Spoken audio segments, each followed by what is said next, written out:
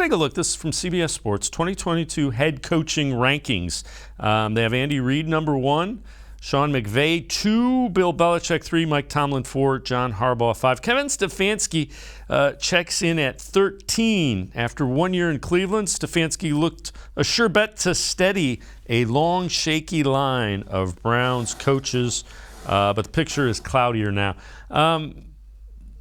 G. Bush, there was one really good year and one not so good year. So, again, maybe we don't know exactly what the Browns have in Kevin Stefanski. I think it's probably closer to the year 1 than the year 2, but we'll see. I think Kevin Stefanski, he should be. He might not show it, but he should be fired up. And I'm gonna tell you why he should be fired up. He's being challenged.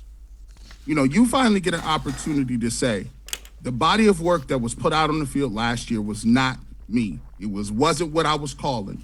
Yeah, it may have looked like I wasn't calling certain plays, but then again, we go back to the quarterback, which is the most important position. Maybe he wasn't healthy enough to be out there, to be throwing the football or doing what he needed to accomplish the game plan that Kevin Stefanski wanted. But at the end of the day, like I said before, we talked about the trickle-down theory, trickle-down economics, right? OBJ, you're a receiver. Receivers are expendable. So if it ain't working between you and the quarterback, unless you Jerry Rice, guess what? Chances are you're going to be finding your new spot. Baker Mayfield, now it's on you. Oh, you don't have anybody to blame now. OBJ's gone. Now it's on you. Oh, you can't blame the injury because you came back. You said you were ready to play and then didn't play so well. So now you up out of here. Now you ain't nobody to blame. Now it's to Kevin Stefanski. Now, yes, 1 year, great. Coach of the year. Did your thing. Now, we're going to see what you're going to do. Because now you got a fresh blank slate.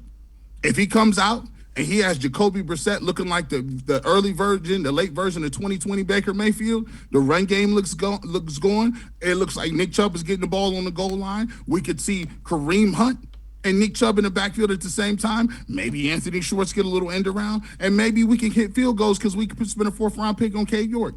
If all those things work out, all of a sudden Kevin Stefanski is back to the top of the food chain as a genius. They'll start talking about everybody's in the Ivy League. They'll use the same old generic montages about this team led by Dee Podesta.